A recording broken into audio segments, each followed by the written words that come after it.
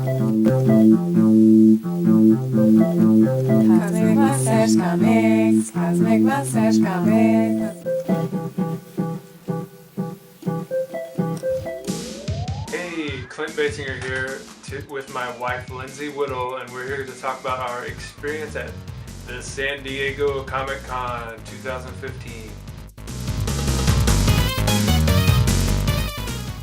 We made a really crazy cosplay for the con. It was pretty crazy. Mummynaut. So we wore it 2 days, Friday and Saturday. We were going to enter it in the costume contest. Well, first of all, you have to enter there. It's called a masquerade really early. It filled up in like March or something. But then we were like, can we get on the waiting list? And they were like, not if you've already worn the costume before the masquerade. And like at first I think we were kind of bummed. I actually think we got much more guerrilla marketing out of wearing it all day both days versus just the masquerade. So, but maybe in the future if we ever do something like this, maybe we'll make a second costume for the masquerade. But everybody kept saying you would win, you would have won, which I guess that makes us feel good.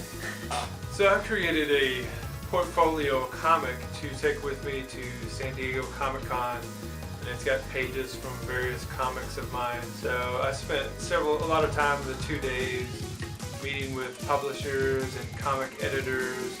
I was interested in working with them to get my comics more widely distributed, and animators, maybe to work with them as an artist, penciling or inking comics.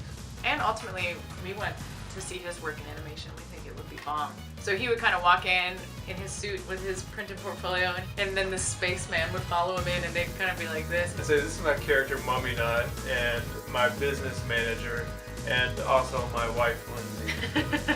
But I think it made an impact. I mean, I think people will remember us, and we actually ran into one of the people that we had interviewed with on the street, and he was like, oh hey, it's Mummynaut, and we were like, yes. And then his friend had to have his photo taken with Mummynaut. So. Yeah, but so it's pretty funny because the character is male, Mummynaut is male, but you know, we wanted him to be like talking to people and talking about his brand and stuff, so I decided to wear the costume. But a lot of people didn't know that I was female. I would start to talk, and they'd go, oh my gosh, it's a girl! Like, it was pretty funny.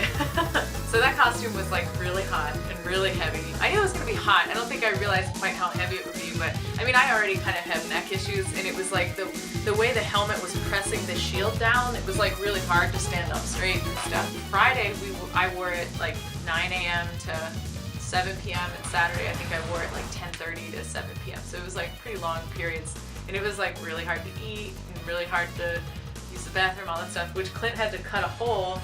It's funny how you learn as you go. We realized pretty soon that it was really hard for me to breathe, so he cut a little hole like right here so I could breathe. He would use like a straw when I was thirsty. He would put a straw in a Coke or a Gatorade or a water, and I would kind of lean over and he'd put it in, and I would drink. I would like chug it. I feel like I couldn't drink enough. I was just sweating it out. I barely had to go to the bathroom because I would just sweat it right back out. But people thought that was hilarious. Like, people kept coming up and like, can I take a picture of that? It was just an intense costume, and there was a lot of different elements, and we made it really quickly. And so I brought with me like a little bag just like this. It had 2 different kinds of thread, really strong thread, actually hat making thread, which is really hard to rip, and needles and scissors. And then I also had the 6-minute setup 2-part plastic epoxy, which thank goodness for that, because there was a couple of moments where like the Velcro popped off of one of the Warbler surfaces, so it was like plastic on plastic. And since it was a 6-minute setup, we would just like quickly like mix it up. I had popsicle sticks in that bag, and then I had like my business card so I could mix it up on my business card. And we did that in a Starbucks, and we did that. I did it in the girls' bathroom once because the like Velcro came off the belt. After a while, my costume would kind of fall down a little bit, and so I had to pull it back up to sit down. And at one point I was just really tired, and I sat down, and I actually split the butt of the pants, so Clint had to stitch that up for me because I had tights on underneath, but it was still like, I wanted people to be like, whoa, look at that costume. I didn't want people to be like, whoa, look, there's her butt, you know. So he actually, and he's not a sewer, but he did a good job. It held up. Somehow it made it to the rest of the day. But what was really weird is people kept taking pictures of us. Like, I'm like backed into a corner, he's sewing me up, and then I'm like posing while people took pictures, which I don't know if they like noticed, and later they're gonna look at those pictures and be like, what? So then later when we got back to our friend's house, I put in like a more permanent stitch in it to hold it in place, which we had to do a couple of repairs, but nothing major. Because we were under the wire to get it done, we had never actually tried it all on together. It was pretty crazy. So she had the suit on, and we put the mummy mask on her. So then we had to squeeze the helmet on. Which we didn't, Jamie and I didn't factor that in when we were putting that foam at the bottom of the helmet. Like, it was just the perfect size for my face, and we didn't factor in the mummy hood. Wrap. Yeah. So it just would not go on. So. And we're in a coffee shop. We got dressed in a coffee shop because I couldn't fit in a car. I'm really bad at that. I'm really bad at making things that don't fit in a car. So we finally were able to work it all the way onto her. I feel like the guy behind us was like clapping. He was like watching. He was like, "What made you decide to put this on here?" He like took our picture. He was like, "What?" Like, I think people were really stressed out. Like, are they gonna get this on? And we didn't even know how it looked all together. Like, we were just like, hope it looks good because we haven't even figured it all out yet. So that was a great moment when we finally put it all together and it looked really good. So then the next day, in a different coffee shop, in a Starbucks, we put it on. And that time, Clint put the helmet on first, and then he very carefully reached in through the opening, the like meteorite opening. And he had to do a little bit at a time because you couldn't really reach in very much, and put it on. And he did successfully put it on, but the only downside to that was that it pulled off most of the makeup. So lucky for me, in my fix-it bag, which also had masking tape, I forgot about that, which we had to use for the shoes a couple of times because all that wear on the moon boots was ripping up the burlap, and so we had to pause and put some tape on. But so I had some mascara in my fix-it bag, and so I just like would put mascara on my face and then like rub it in to try to make myself look old and aged. So it was like a quick fix. But a couple of times today, people told me that they liked people told me that they liked my makeup, which really surprised me because it was like way more it was like super detailed. And then so I guess like in a perfect world, we would get it all put on and then somebody else would do my makeup. Because I can't actually reach my face once I have it all on. The shield kind of blocks it. So somebody else, I think if we did it again, we'd have somebody else do my makeup for me. That was pretty funny. The mercy of the second day was that Clint found this air-conditioned tube, and it was really close to where we did all the interviews because that's where we spent most of our time. I would just like twice an hour, I'd go over there, and I was tall enough that like it would come in through the meteorite opening, and it would like swirl through the helmet and like go down my suit, and it was just like a miracle because I was just so hot and so uncomfortable, and I was just like, but people would still come up and be like, I was like just standing there like this, and people would still come up and be like, can I take your picture? And I'd be like, okay. And I'd be like, because I had like my little Mummynaut pose, which I thought was pretty funny. But then if they were in a costume also, a lot of them had capes, and their capes would be that was really cool. Duct. Yeah, and I had like mummy wraps, and they would blow too. So that was a benefit to the air duct. And it was also kind of in the middle of the room, which was like it was like a room that people had to walk through to get to other things. So there was like a lot of traffic there. So when we were in the portfolio review, we really were only not bothered, but approached like every once in a while. But when I was standing at the air duct, just every 2 seconds, we were like, can I get a photo? Can I get a photo? But that was like our experience all together. As we were walking through the show floor, anytime one person would stop to take a photo of Mummynaut, it was a feeding frenzy. Everybody had to take a photo of Mummynaut while we were stopped there. Which we were hoping that it would be an eye-catching, interesting costume, that it would like impact people, but I just don't think we realized what we were getting ourselves into because we couldn't take a step. I mean, inside the con, that's where all the people had to have passes that they paid for, but outside the con, like on the street, that was like a superhero Mardi Gras or something. Like it was, I guess, the people that couldn't either afford or couldn't get their hands on passes, so they had like events and activities and stores and stuff. It was kind of like a festival. Oh my gosh, getting a block took us like an hour, I think, because we'd take one step and then just we would get swarmed. It was like, I've truly never experienced anything like that in my life. Like I really felt like a celebrity. The coolest thing for us was that there was a ton of versions of Spider-Man and a ton of versions of Batman and all these famous characters, which are super cool, don't get me wrong. I love to see those costumes too, but we were the only Mummynaut, and so you could really kind of tell, like people were genuinely shocked by the costume. Like everyone we passed. Yeah, the first day everyone asked who the character was, so I'd give them my card and say this is Mummynaut. And then the second day on the back of the costume we put a sign that said #Mummynaut. Which was really smart for us to do that. Like as we were walking by, I'd always hear people who had walked by saying Mummynaut. And I couldn't hear in the dome, not very well at least. And so on the second day, because on the first day people would actually grab me like on the shoulder because they wanted to take a picture with me and I wasn't hearing them.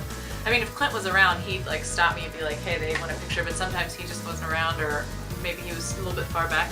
But on the second day I had that sign on my back, and so people would be like, hey, Mummynaut, and then I'd stop. But I think for us, our huge victory was on the second day, like pretty close to before we were leaving. We were like walking out like towards the main area, and we passed this group of people, and the one person was like, what's that character? And their friend was like, oh, that's Mummynaut. And we were both just like beaming, because like that's what we wanted, was to create awareness of this awesome character and his company and stuff. So we thought that was pretty cool. We got to walk around the show floor just a little bit, and it was cool to meet some of my comic creator heroes and favorites. And I got some Cosmic Mustache photos with Sdcc, the creator of Usagi Yojimbo, Alex Zirrit, the artist for Space Riders, Mark Wheatley, Larry Martyr. So those are some of my favorites, and that was really cool to meet them. Yeah, and we got to see one of his good friends who photographs a lot of cosplay. We met up with them, and they took some really cool pictures of us, which we thought was cool. And then of course, like, we were really excited anytime like a major publication wanted to take our picture. And especially like some like chased us down, I felt like, which was kind of exciting. Like when we were leaving on, I think it was the first day, it was one man, he's like, oh, I need to take your picture and you need to stand here. And he actually like put me out in the middle of the road, and like cars were coming and we were being yelled at. And he's like, hold it, and he's like trying to get this picture. Well, we find out after that, he's like, oh, I'm with the New York Times. And we're like, what? Like, so Clint gave him all of our information and stuff. And we were pretty pumped because he had told us, so we figured it was going to go up there. So we saw it online and we were like, oh my gosh, we're on the New York Times website. But what was even cooler, Sunday it was printed in the New York Times. Damn it. Yeah, my mom called and she's like, Lindsay, your dad came in, he was reading the New York Times and he goes, I think that's Lindsay. And so she's like, you're in the Times. So this is like the cover of the article. I think it's page 14 in case anybody's wondering. Yeah. So it's this one. Mummynaut. So we were pretty stoked about that. We were like, that's pretty cool. But I mean, what was amazing is we spent so much time in interviews that I'm pretty shocked that we did get as much press as we did, because we really only walked around probably an hour or maybe 2 hours each day, maybe. You know, so a lot of cosplayers, like they meet a lot of other cosplayers, they take really interesting pose shots together and stuff, and we just didn't get to do that because we really wanted to, you know, expose his brand to different companies and stuff. So who knows if we get to go back and get to hang out more, you know, maybe we can, I don't know, who knows. We did get interviewed by some videos, and we thought it was pretty funny if Clint like talked about the character and I just did like sort of grunts, like mummy grunts. And so she'd be like, oh, you know, tell me what your character is, and I'd go like, ah, and then the lady, for one of them, she was like, oh yeah, I know, and Clint was like, this is my character, Mummynaut. Sometimes people would just like, they'd say, oh, I'm filming, and I'd be like, what do I do? So I'd like spin, and they'd just go like this and stuff, and I'd be like, okay, like, what do you want me to do? So that was kind of funny. Comic-Con's very theatrical. There was a lot, like the Walking Dead thing had the like zombies in a semi-truck, and the Outlander booth had like chanting Highlanders with bagpipes and kilts, and there was like booths, like the WB booth had like movie stars signing autographs and stuff. Like there was just like always loud things happening to like pull people away. Very big. Lots of people, lots of people. Overall, I think it was like a really good time. I'm glad we went. I'm so grateful to all the people that helped us make that costume, because it obviously did really impact people and really caught their attention and caught the attention of publications, which was super cool. And so, you know, let us know in the comments if there's any other really cool videos that you want to see from Cosmic Mustache Comics, because Clint's always up to cool stuff. He's got a exhibition coming up this September with other fellow comic book artist Joseph Morris, who does Torque Press. So we might have some footage of that, and we've got some long overdue 24-hour comic footage to throw up there, because he is a master at 24-hour comics, which are pretty intense. He's always up to something, so let us know. I have a vlog about art and creative processes and stuff. I'll put that link below. Cosmic Mustache Comics, the comics that put stars in your mustache. Cosmic Mustache Comics, Cosmic Mustache Comics, Cosmic Mustache.